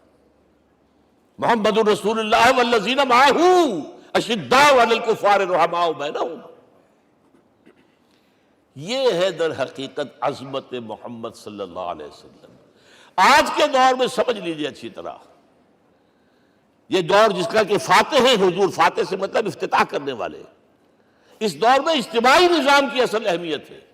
اجتماعی نظام غلط ہے، ایکسپلائٹیٹو ہے، تقسیم دولت کا نظام غلط ہے۔ کیا ہوگا؟ ایک طرف دولت جمع ہوگی، ایکومولیشن آف ویلتھ، ایک طرف بھوک، افلاس، فاقہ ہوگا۔ شاہ ولی اللہ دہلوی کہتے ہیں کہ جس معاشرے میں تقسیم دولت کا نظام غلط ہو جائے، یہ دو دھاری تلوار ہے، دو دھاری، دونوں طرف کاٹتی ہے۔ ایک طرف دولت جمع ہوگی تو عیاشیاں ہوں گی، بدماشیاں ہوں گی، گلچرے ہوں گے، وہ بھی خراب، معاشرے کے لیے خراب، اور ایک طرف فقر ہوگا اور بھوک ہوگی اور فاقہ ہوگا، یہ بھی خراب۔ اس لیے کہ حضور فرماتے ہیں کاد الفقر ان یکون کفرا، فقر تو انسان کو کفر کی حد تک پہنچا دیتا ہے، لہذا فق کو کل نظام کو توڑنا ہوگا۔ یہ الفاظ شاہ ولی اللہ دہلوی رحمۃ اللہ علیہ کے، جو 12ویں صدی ہجری کے مجدد ہیں۔ اس نظام کو بدلنا، اب آپ سوچئے حضور صلی اللہ علیہ وسلم نے جب اپنے اس مشن کی تکمیل کر لی، تو میں اب دو باتیں آپ کو بتا رہا ہوں۔ چونکہ حضور کی بعثت صرف عرب کے لیے نہیں تھی، صرف عربوں کے لیے نہیں تھی، صرف ملک عرب کے لیے نہیں تھی۔ اگر یہ ہوتا تو آپ کا کام مکمل ہو گیا تھا، پورے عرب میں اللہ کی حکومت قائم ہو گئی، ایک ایک شخص تک قرآن پہنچ گیا۔ لیکن 5 جگہ قرآن میں آیا ہے وَمَا أَرْسَلْنَاكَ إِلَّا كَافَّةً لِلنَّاسِ بَشِيرًا وَنَذِيرًا، ہم نے نہیں بھیجا آپ کو مگر تمام انسانوں کے لیے بشیر اور نذیر بنا کر۔ لہذا کام مکمل نہیں ہوا۔ اقبال کہتا ہے وقت فرصت ہے کہاں، کام ابھی باقی ہے، نور توحید کا اتمام ابھی باقی ہے۔ یہ بھی تکمیل رسالت کا مظہر ہے کہ حضور سے پہلے کوئی رسول پوری نوع انسانی کے لیے نہیں بھیجا گیا، آپ پہلے رسول ہیں اللہ کے اور آخری جو پوری نوع انسانی کے لیے بھیجے گئے۔ حضرت عیسیٰ نے بھی یہی کہا تھا اپنے حواریین سے، تو سینٹ پال نے اسے تبلیغی مذہب بنایا ہے۔ انجیل میں اب بھی الفاظ موجود ہیں کہ I have been sent in search of the lost sheep of the house of Israel، میں تو اسرائیل کے گھرانے کی کھوئی ہوئی بھیڑوں کی تلاش میں بھیجا گیا ہوں، صرف بنی اسرائیل کے لیے۔ قرآن بھی کہتا ہے رسولا الی بنی اسرائیل، واحد رسول ہیں جو پوری دنیا کے لیے بھیجے گئے۔ اچھا کہہ دینا تو آسان ہو گیا، اس کا مطلب کیا ہے؟ جب تک پوری دنیا پر اللہ کا دین غالب نہ ہو، محمد کا مقصد بعثت ہنوز شرمندہ تکمیل ہے، اور یہ ہوگا، اس کی خبر دی ہے۔ یہ ایک تحفہ میں لے کر آیا آپ کے لیے، 8 صفحے ہیں، لیکن یہ سمجھیے کہ یہ سونے کے حروف سے شر لکھے ہوئے ہیں، وہ احادیث، وہ آیات جن میں حضور نے خبر دی ہے کہ پوری دنیا پر اللہ کا دین غالب ہوگا۔ ہو نہیں سکتا کہ دنیا ختم ہو جائے اور محمد کا مقصد بعثت ابھی مکمل نہ ہو، ناممکن۔ جن آیات کو پڑھیے، ان میں پھر احادیث پڑھیے۔ میں صرف 2 حدیثیں آپ کو سنا دوں۔ ایک میں حضور نے اپنے زمانے سے لے کر قیامت تک کے 5 ادوار گنائے ہیں، آپ پڑھ لیجیے گا، ٹیکسٹ ہے یہ، اور خدا کے لیے اس کی قدر کیجیے گا، یہ آیات ہیں، احادیث پھینک نہ دیجیے خدا کے لیے کہیں۔ اور اس کے اندر جو ہے اس وقت کے جو مایوسی کے اندھیارے ہمارے اوپر چھائے ہوئے ہیں، اس کا علاج ہے کہ نہیں، اور بھی دور فلک ہیں ابھی آنے والے، ناز اتنا نہ کریں ہم کو ستانے والے۔ بہرحال حضور نے جب اپنا مشن عرب کی حد تک مکمل کر لیا تو اب ایک بات نوٹ کیجئے، خطبہ حجۃ الوداع 1.25 لاکھ کا مجمع، حضور نے اپنے اس خطبے میں اپنی تعلیمات کے جو اہم نکات تھے انہیں اور دہرایا، تین مرتبہ ایک بات کی ہے۔ لاؤڈ سپیکر تو تھا نہیں، پہلے آپ ادھر رخ کرتے تھے، آپ کہتے تھے کچھ، ادھر لوگ آدمی آگے کھڑا ہوا اس کو آگے پہنچاتا اور آگے پہنچاتا تھا، پھر آپ سامنے رخ کر کے کہتے تھے، پھر بائیں طرف رخ کر کے 3 مرتبہ، ایک لفظ 3 مرتبہ۔ آخر میں ایک سوال کیا ہے، الا هل بلغت، دیکھو لوگوں میں نے پہنچا دیا یا نہیں؟ کیونکہ قرآن میں تحدید آئی تھی، اے نبی، یا ایھا النبی بلغ ما انزل الیک من ربک وان لم تفعل فما بلغت رسالتہ، اے نبی جو کچھ تم پر نازل کیا گیا اللہ کی طرف سے پہنچا دو، اور اگر نہیں کیا تو رسالت کا حق ادا نہیں ہوگا۔ اور اس میں سورہ اعراف کی آیت نمبر 6 اگر پڑھ لیں، فَلَنَسْأَلَنَّ الَّذِينَ أُرْسِلَ إِلَيْهِمْ وَلَنَسْأَلَنَّ الْمُرْسَلِينَ، ہم ان سے بھی پوچھیں گے جن کی طرف رسولوں کو بھیجا، اور رسولوں سے پوچھیں گے ہم نے تمہارے پاس اپنا پیغام پہنچایا تھا، تم نے پہنچایا کہ نہیں لوگوں کو؟ اس لیے حضور نے گواہی دی، الا هل بلغت، دیکھو میں نے پہنچا دیا کہ نہیں؟ اور جواب کیا ملا؟ انا نشہد انک قد بلغت الرسالۃ وادیت الامانۃ ونصحت الامۃ وکشفت الغمۃ، ہم گواہ ہیں حضور آپ نے رسالت کا حق ادا کر دیا، امانت کا حق ادا کر دیا، ہماری خیر خواہی کا حق ادا کر دیا، اور گمراہی کے اندھیرے جو ہے انہیں چھانٹ کر رکھ دیا۔ اب آپ نے آسمان کی طرف نگاہ کی، انگشت شہادت سے وہی 3 مرتبہ، اللہم اشہد، اللہم اشہد، اللہم اشہد، اللہ تو بھی گواہ ہے، یہ مان رہے۔ یہ ہے سائی آف ریلیف، یہ بوجھ جو میرے کندھے پر آیا تھا، انا سنلقی علیک قولا ثقیلا، یہ اب منتقل ہو گیا، اب امت کو منتقل ہوا۔ لہذا آخری لفظ کیا تھا؟ فَلْيُبَلِّغِ الشَّاهِدُ الْغَائِبَ، اب جو یہاں موجود ہیں ان کا فرض ہے کہ پہنچائیں ان کو جو یہاں نہیں ہے۔ میں صرف تمہارے لیے رسول نہیں ہوں، ایک فرد نوع بشر تک دنیا میں جو اس وقت ہے، اور ایک فرد نوع بشر جو آخر تک آئے گا قیامت تک، اس تک قرآن پہنچانا تمہارے ذمہ ہے۔ ہم نے نہیں پہنچایا، اسی لیے آج ہم اللہ کے عذاب میں ہیں۔ آج کیوں ذلیل کے کل تک نہ تھی پسند گستاخی فرشتہ ہماری جناب میں؟ 1.5 بلین مسلمان، لیکن عزت نام کی کوئی شے ہے؟ G7 G9 G11 G13 G15، کوئی مسلمان بھی ہے ان میں؟ نہ 3 میں نہ 13 میں، نہ G7 میں نہ G15 میں، نن۔ اتنی بڑی تعداد، سیکیورٹی کونسل میں کسی سیٹ کی امید ہے؟ نن۔ آپ کے وسائل پر ان کا قبضہ ہے، آپ کی ٹیکسیشن کے احکام وہاں سے آ رہے ہیں، ریٹس بڑھاؤ، چینی کے اس کے بڑھاؤ، اور فلاں کے بڑھاؤ، اور بجلی کے بڑھاؤ، اور تیل کے بڑھاؤ، کیا ہو رہا ہے؟ کیوں ذلیل ہے؟ اور نمبر 2، آج دنیا میں خون اگر بہ رہا ہے تو صرف مسلمان کا ہو گیا، مانند آب ارضا مسلمان کا لہو۔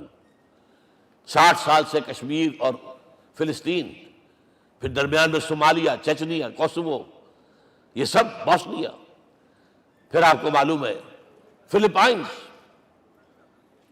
پھر جو کچھ ہوا افغانستان میں، اور جو کچھ ہوا اب ہو رہا ہے، جو کچھ ہوا عراق میں۔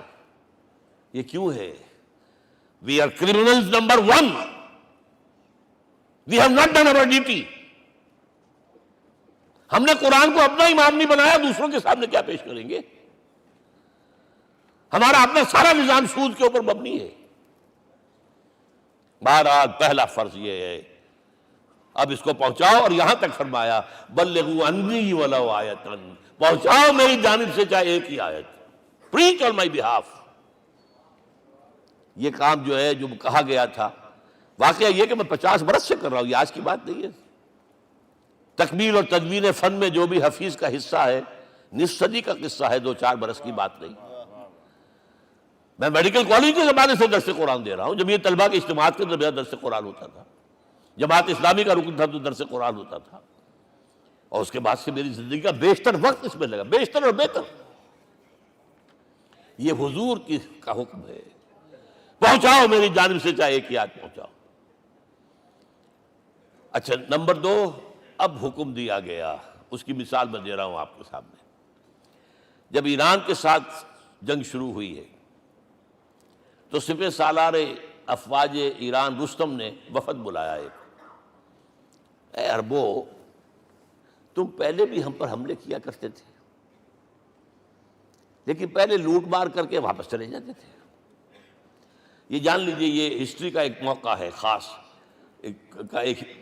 کہ ایک سیٹلڈ سویلائزیشنز ہوتی ہیں اور ایک وہ جو رہتے ہیں سطح مرتفع پر، وہاں پانی نہیں ہوتا، وہ فصل کہاں سے آ جائے گی، یا ریگستان میں جو وہاں بستے ہیں وہ کیا کرتے ہیں؟ وہ وقتاً فوقتاً جاتے ہیں، جھپٹا مارتے ہیں، لوٹ مار کرتے ہیں، لے کر وہاں سے دولت آتے ہیں، اسی پر ان کی گزارا تھا۔ تم پہلے بھی آیا کرتے تھے، لوٹ مار کر کے چلے جاتے، اس دفعہ پیچھا بھی چھوڑ رہے، وجہ کیا؟ ایسی پیاری، یہ کئی روایتوں میں آیا ہے، الفاظ مختلف ہو سکتے ہیں۔ جو مسلمان وفد کا سربراہ تھا اس کا جواب سنیے، انا قد ارسلنا، دیکھو رستم، پہلے ہم خود آتے تھے، اب ہمیں بھیجا گیا ہے، اللہ نے بھیجا محمد کو، محمد نے بھیجا ہمیں صلی اللہ علیہ وسلم۔ کس لیے؟ لنخرج الناس من ظلمات الجہالت الى نور الایمان ومن جور الملوک الى عدل الاسلام، اس لیے بھیجا گیا ہمیں کہ نوع انسانی کو شرک اور کفر کی جہالتوں سے نکال کر ایمان کی روشنی میں لائیں، اور بادشاہوں کے ظلم و ستم کے پنجے سے نجات دلا کر عدل اسلام۔ دیکھو ہمارا خلیفہ چٹائی پر بیٹھتا ہے، عمر رضی اللہ تعالیٰ عنہ، اس کے تو کوئی خدم و حشم نہیں ہے، کوئی باڈی گارڈ نہیں ہے۔ ایک آیا تھا سفیر ایران کا، مدینے میں آ کر گھوما پھرا، کوئی محل نظر نہیں آیا اسے، پوچھتا ہے مسلمانوں سے، اینا ملک، بھائی تمہارا بادشاہ کہاں ہوتا ہے؟ جواب ملا، لیس لنا ملکن بل لنا امیر، ہمارا کوئی بادشاہ نہیں، ہمارا امیر ہے۔ کہاں ہے بھائی؟ ہمارے بیت المال کے کچھ اونٹ گم ہو گئے تھے کہ بھائی ملے نہیں، ہمارا خلیفہ تلاش کرنے گیا۔ اب اس نے کسی کو لیا ہوگا، آئیڈینٹیفائی کر سکے، ڈھونڈ کر جا کر ایک جگہ دیکھا، دھوپ تیز ہو گئی تھی، حضرت عمر تھک گئے تھے، لہذا ایک درخت کے سائے میں اپنے کوڑے کا تکیہ بنا کر لیٹے ہوئے استراحت فرما رہے، کوئی خادم نہیں، کوئی خدم و حشم نہیں، کوئی باڈی گارڈ نہیں۔ اس وقت وہ کھڑے ہو کر کہتا ہے، عمر تم عدل کرتے ہو، تمہیں کوئی خوف نہیں ہے، ہمارے بادشاہ ظلم کرتے ہیں، لوگوں کا خون پیتے ہیں، انہیں ہر وقت ڈر رہتا ہے، انہیں اونچی اونچی فصیلیں چاہیے، انہیں باڈی گارڈ چاہیے، انہیں حفاظتی دستے چاہیے۔ یہ مثال پیش کی ہے نا، یہ کوئی فیری ٹیلز تو نہیں ہے، یہ تو آج کی تاریخ ہے، 1400 برس پرانی تاریخ ہے بھائی، کوئی پرانی نہیں ہے، کوئی 10,000 سال پرانی بات نہیں ہے۔ اور وہی عمر ہے، انہیں بلایا گیا ہے بیت المقدس، وہاں جو مسلمانوں کا محاصرہ تھا وہ طول کھینچ گیا، فصیل بہت اونچی مضبوط، اور اندر ہر طرح کا رسد بھی موجود ہے، راشن بھی ہے، پانی بھی ہے، عیسائیوں کا قبضہ تھا۔ عیسائی پادری آئے فصیل پر، مسلمانوں تم اگر قیامت تک بھی یہاں پڑے رہے محاصرہ کر کے، یہ کبھی فتح نہیں ہوگا شہر، ہاں یہ فتح ہونا ہے، ہماری کتابوں میں ہے، لیکن ایک درویش بادشاہ کے ہاتھوں فتح ہوگا، تمہارے اندر ہمیں وہ درویشی نظر نہیں آ رہی۔ وہ چونکہ کچھ عرصہ ہو گیا تھا، شام میں پہنچ گئے تھے، خربوزے کو دیکھ کے خربوزہ رنگ پکڑتا ہے، اچھا لباس پہننا شروع کر دیا، اور وہاں تھے امین هذه الامہ ابو عبیدہ بن الجراح رضی اللہ تعالی عنہ، یکے ازا شرع مبشرہ، ان کا فوراً کلک کیا، یہ بادشاہ مدینے میں بیٹھا ہوا تو ہے، یہاں سے ریکویسٹ کی گئی ہے آپ تشریف لائیے۔ اب 700 میل کا سفر ہے، کوئی ذاتی سفر نہیں، کسی بیٹے کے کنووکیشن میں کے لیے نہیں گئے ہیں، کوئی انٹوریج نہیں ہے، کچھ نہیں، ایک اونٹ، ایک خادم، اور اسی اونٹ پر راستے کا راشن، لہذا ایک آدمی بیٹھ سکتا ہے۔ اب ایک منزل خلیفہ اوپر تشریف فرما ہے اور خادم ہاتھ پکڑ کر آگے چل رہا، اگلی منزل خادم اوپر بیٹھا ہے اور خلیفہ ہاتھ پکڑ کے آگے چلتا ہے۔ جب آخری منزل آئی ہے تو باری ہو گئی اس خادم کی، اس نے ہاتھ جوڑ دیے، خدا کے لیے لوگ دیکھیں گے، مجھے ماریں گے، تمہیں شرم نہیں آئی؟ خلیفۃ المسلمین جو ہے وہ آگے آگے تمہارے چل رہے تھے، تم براجمان تھے۔ حضرت عمر نے ڈانٹ پلائی، اب دوڑو دوڑو، نہیں باری تمہاری ہے۔ وہ بیٹھا ہوا اوپر، حضرت عمر پھنکیل پکڑ کر آ رہے ہیں، اور بیچ میں کہیں کیچڑ آ گیا تھا، جوتیاں بھی ہاتھ میں پکڑی ہوئی ہیں۔ اب وہاں آتے ہی انہیں لے جایا گیا فصیل کے سامنے، انہوں نے اوپر سے اپنی کتابیں دیکھیں، ہاں یہی ہے درویش بادشاہ، یہ فتح نہیں ہوا تھا یروشلم، یہ ایک صلح کے طور پر انہیں دیا ہے، کھول دیا، آ جاؤ۔ اور انہوں نے شرط رکھوائی تھی کہ کہیں یہاں یہودیوں کو آباد نہیں ہونے دیں گے آپ۔ حضرت عمر نے اتنی رعایت کی تھی یہودیوں کے لیے کہ وہ یہاں آئیں، اپنے مقدس مقامات کی زیارت کر کے جا سکتے ہیں، لیکن یہاں سیٹل نہیں ہو سکتے، اس لیے وعدہ تھا۔ یہ وعدہ جو ہے سلطان عبدالحمید خان تک چلا ہے۔ بڑی سے بڑی رشوت پیش کی تھی زائنسٹ نے، تمہارے سارے قرضے ہم ختم کر دیں گے، تم جو ہے ہمیں فلسطین میں آباد ہونے کا حق دے دو۔ نہیں، جو معاہدہ عمر کا تھا اس میں میں کوئی ترمیم نہیں کر سکتا۔ تو یہ مثالیں ہیں جو پیش کی گئی ہیں۔ میں تو کہا کرتا ہوں، جب میں نے پڑھا تھا کہ کرنل جمال عبد الناصر کی بیٹی سائیکل پر جاتی ہے کالج، کیو این لائی کی بیٹی بھی سائیکل پر کالج جاتی ہے، احساس ہوا تھا عظمت ہے نا آخر، چاہے وہ کسی غیر میں ہو۔ اور واقعہ یہ ہے کہ میں بیان کرنے سے رہ نہیں سکتا، جب میں نے لال بہادر شاستری کے بارے میں سنا، he had no house in the whole of India۔ یہ تو بھارت کی ڈیموکریسی کا ایک معجزہ ہے۔ A person who doesn't own a house in the whole length and breadth of India and he rose to the position of prime minister۔ ہمارے ہاں کسی میونسپلٹی کا جو ہے ممبر نہیں بن سکتا، اس کی بیوی اپنے گھر میں خود کھانا پکاتی تھی، کوئی ملازم نہیں تھا۔ اور جب ہارٹ اٹیک ہوا ہے تاشقند میں، تو وہ جو مرتے دم بات کی ہے اس نے ماتا جی سے کی ہے، بیوی سے نہیں کی۔ یہ ہماری مشرقی روایات ہیں، ماں کا مقام۔ لیکن یہ تمام مثالیں جو ہیں، پوری نوع انسانی 10 مرتبہ پیدا ہو کر ختم ہو جائے، حضرت عمر والی مثالیں نہیں لا سکتے۔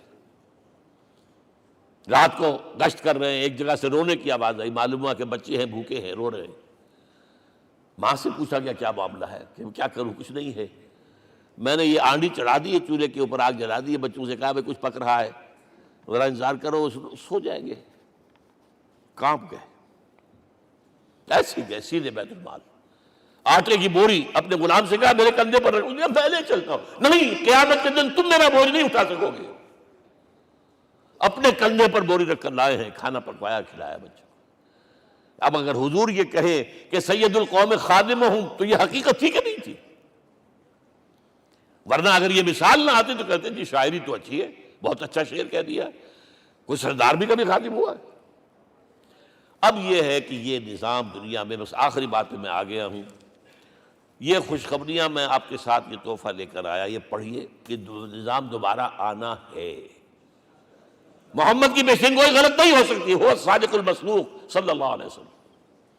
اگرچہ ابھی ہمیں اور سزائیں ملنی ہیں، اور سخت سے سختر سزائیں آنی ہیں۔ ابھی آرمگڈون سر پر تنی ہوئی ہے، کھڑی ہوئی ہے، ملحمۃ العظمیٰ جسے حدیث میں کہا گیا۔ آرمگڈون پتہ نہیں آپ نے کبھی سنا ہے کہ نہیں سنا ہے؟ یہ بائبل کی آخری کتاب جو ریولیشن جان ہے، اس میں ہے کہ ایک بہت بڑی جنگ ہوگی، گریٹر اسرائیل بنانے کے لیے بہت بڑی جنگ ہوگی، and you set the stage has been set for that۔ NATO تیار اسی کے لیے ہو رہا ہے دوبارہ۔ کس لیے؟ نیٹو چیف سے پوچھا گیا تھا کہ تمہارا دشمن جو تھا USSR تو ختم ہوا، گھٹنوں کے بل پڑا ہوا ہے، اب کس کے لیے اس کو ایکسٹینڈ کر رہے ہو اور آرگنائز کر رہے ہو؟ اب ہمیں مسلم فنڈامنٹلسٹ سے نمٹنا ہے۔ یہ ہے وہ کروسیڈ جو شروع ہوئی۔ یہودی اور عیسائی نیو کنزرویٹوز، نیو کونس، یہ دونوں جڑے ہوئے ہیں، ایک 5 پوائنٹ ایجنڈا ہے ان کا جس پر دونوں کا اتفاق ہے۔ تو ابھی ہم پر بڑے برے وقت آنے ہیں، ہمیں سزائیں ابھی اور ملنی ہیں، لیکن ٹیبلز ول بی ٹرنڈ، دنیا میں اللہ کا دین قائم ہوگا، چاہے ابھی اور اپس اینڈ ڈاؤنز آئیں گے، لیکن ہوگا، لیکن ہوگی، وہ وقت آئے گا اللہ کا دین قائم ہوگا پوری دنیا میں۔ ایک حدیث میں آپ کو سنانے چلا تھا، حضرت ثوبان سے رضی اللہ تعالیٰ عنہ، مسلم شریف کی روایت ہے، حضور نے فرمایا ان اللہ زوالی الارض، اللہ نے میرے لیے پوری زمین کو لپیٹ دیا، فرائیت مشارقہا و مغاربہا، میں نے اس کے سارے مشرق دیکھ لیے، سارے مغرب دیکھ لیے، وَإِنَّ أُمَّتِي سَيَبْلُغُ مُلْكُهَا مَا زُوِّئَ لِي مِنْهَا، میری امت کی حکومت ان تمام علاقوں پر قائم ہو کر رہے گی جو اللہ نے زمین کو لپیٹ کر مجھے دکھا دی ہے. یہ ہونا ہے. And that is going to be the end of this world. Armageddon بھی آ جائے گی پہلے، ملحمۃ العظمیٰ بھی آئے گا، سزائیں بھی ملیں گی، بالآخر وہ ہوگا. لیکن آخری بات، میرے اور آپ کے لیے مسئلہ لمحہ فکریہ کیا ہے؟ میں اور آپ کہاں کھڑے ہیں؟ Are we on the side of Allah or on the side of America? بہرحال یہ تو جو اپس اینڈ ڈاؤنز آنے ہیں، میرے اور آپ میں سے ہر شخص کے سوچنے کی بات یہ ہے، یہ تو انقلاب تو آئے گا، حضور کے ذریعے سے آیا، کچھ لوگ حضور کے ساتھی بن گئے، ان کی دنیا بن گئی، آخرت بن گئی، قیامت میں کے بعد جو کچھ ملنا ہے اللہ تعالیٰ، روح و ریحان و جنت النعیم. کچھ رہ گئے کہ چاہے سگا چچا تھا محروم رہ گئے، ابو لہب. آج بھی یہ قافلہ ادھر چل رہا ہے. اقبال نے بالکل ٹھیک کہا ہے کہ دنیا کو ہے پھر مار کا روح و بدن پیش، تہذیب نے پھر اپنے درندوں کو ابھارا، اللہ کو پامر دیے مومن پہ بھروسہ، ابلیس کو یورپ کی مشینوں کا سہارا. اور صحیح کہا ہے. آخری بات جو کہہ رہا ہوں، ایک نقطہ میرا رہ گیا ہے، وَاتَّبَعُوا النُّورَ الَّذِي أُنزِلَ مَعَهُ، چوتھی بات، اور یہ کہ وہ لوگ جو اس نور کا اتباع کریں گے کہ جو ان کے ساتھ نازل کیا قرآن، اس لیے کہ قرآن ہی ذریعہ ہے، آلہ انقلاب ہے. قرآن انسانوں کو بدلتا ہے، افراد کو، افراد مل کر جماعت بن کر وہ جو انقلاب برپا کرتے ہیں. بٹ انڈیویجول چینج، اقبال کے الفاظ میں چوں بجا در رفت جہاں دیگر شود، یہ قرآن اگر کسی کے باطن میں اتر جاتا ہے تو اس کے اندر انقلاب آ جاتا ہے. He is a change person from within. وَاتَّبَعُوا النُّورَ الَّذِي أُنزِلَ مَعَهُ. لیکن آخری دور کے بارے میں چند اشعار سنا رہا ہوں. شب گریزاں ہوگی آخر جلوہ خورشید سے، یہ چمن معمور ہوگا نغمہ توحید سے، ہو کر رہے گا. اور پھر دلوں کو یاد آ جائے گا پیغام سجود، پھر جبیں خاک حرم سے آشنا ہو جائے گی. اور آنکھ جو کچھ دیکھتی ہے لب پہ آ سکتا نہیں. میں وہ حیرت ہوں کہ دنیا کیا سے کیا ہو جائے. آب روان کبیر تیرے کنارے کوئی دیکھ رہا ہے کسی اور زمانے کے خواب. وہ زمانہ آنا ہے، لیکن دیکھنا یہ ہے کہ میرا اور آپ کا اس میں کتنا حصہ ہے. اقول قولی ھذا واستغفر اللہ لی ولکم ولسائر المسلمین والمسلمات.